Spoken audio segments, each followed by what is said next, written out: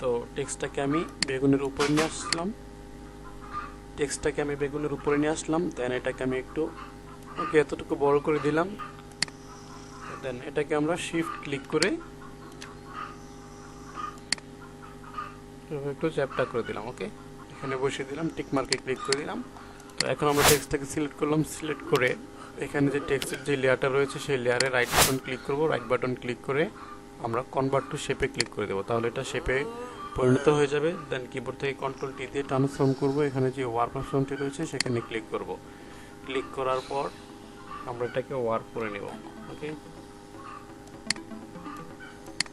এই পয়েন্টারে ধরে আমি উপরে মিলিয়ে দিলাম।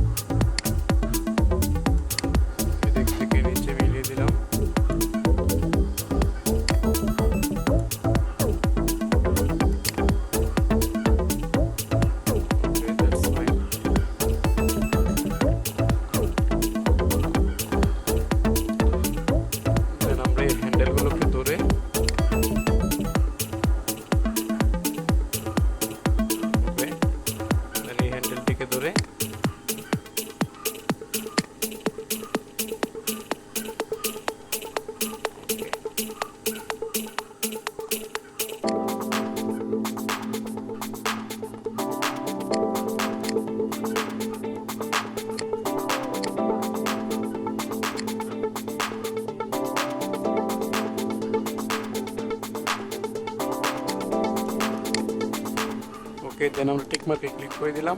এখন আমরা যে কাজটি করব সেটি হচ্ছে আমাদের যে টেক্সটের লেয়ারটি রয়েছে সেই টেক্সটের লেয়ারটি সিলেক্ট থাকা অবস্থায় আমরা কিবোর্ড থেকে কন্ট্রোলে ক্লিক করব। কন্ট্রোলে ক্লিক করে এই লেয়ারে এখানে ক্লিক করব। দেন আমাদের যেই টেক্সটটি রয়েছে সেটি সিলেক্ট হয়ে যাবে। সেটি সিলেক্ট থাকা অবস্থায় আমরা নিচের লেয়ারে ক্লিক করব। ক্লিক করে আমরা এখান থেকে একটি লেয়ার মাস্ক অ্যাড করে দেব। ওকে, তো তারপর আমরা টেক্সটের লেয়ারের ভিজিবিলিটি অফ করে দেব। অফ করে দেওয়ার পর আমরা এখান থেকে টুলস অপশন থেকে ব্রাশ টুলটি সিলেক্ট করব। সিলেক্ট করে আমরা কিবোর্ড থেকে ব্রাশটিকে একটু ছোটো করে নিলাম। দেন আমরা ইরেজ করলেই আমাদের ম্যানিপুলেশনটি তৈরি হয়ে যাবে।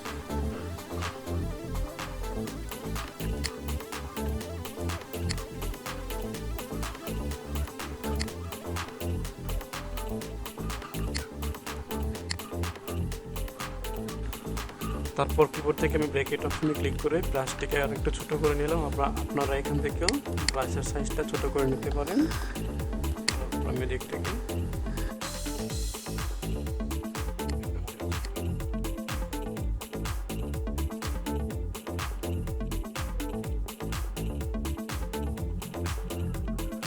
এই নিচের লেয়ারটি, দেন উপরের যে টেক্সটের লেয়ারটি দুটোটাকে সিলেক্ট করে রাইট বাটন ক্লিক করব, কনভার্ট টু স্মার্ট অবজেক্টে ক্লিক করব, তাহলে এটি একটি লেয়ারে পরিণত হয়ে যাবে। ওকে, তো এটাকে সেভ করব। দেন সেভ করার জন্য ফাইল মেনুতে এক্সপোর্ট এস,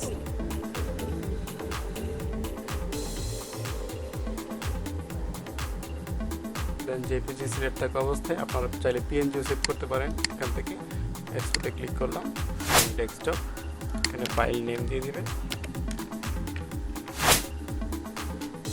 দেন সেভে ক্লিক করবেন।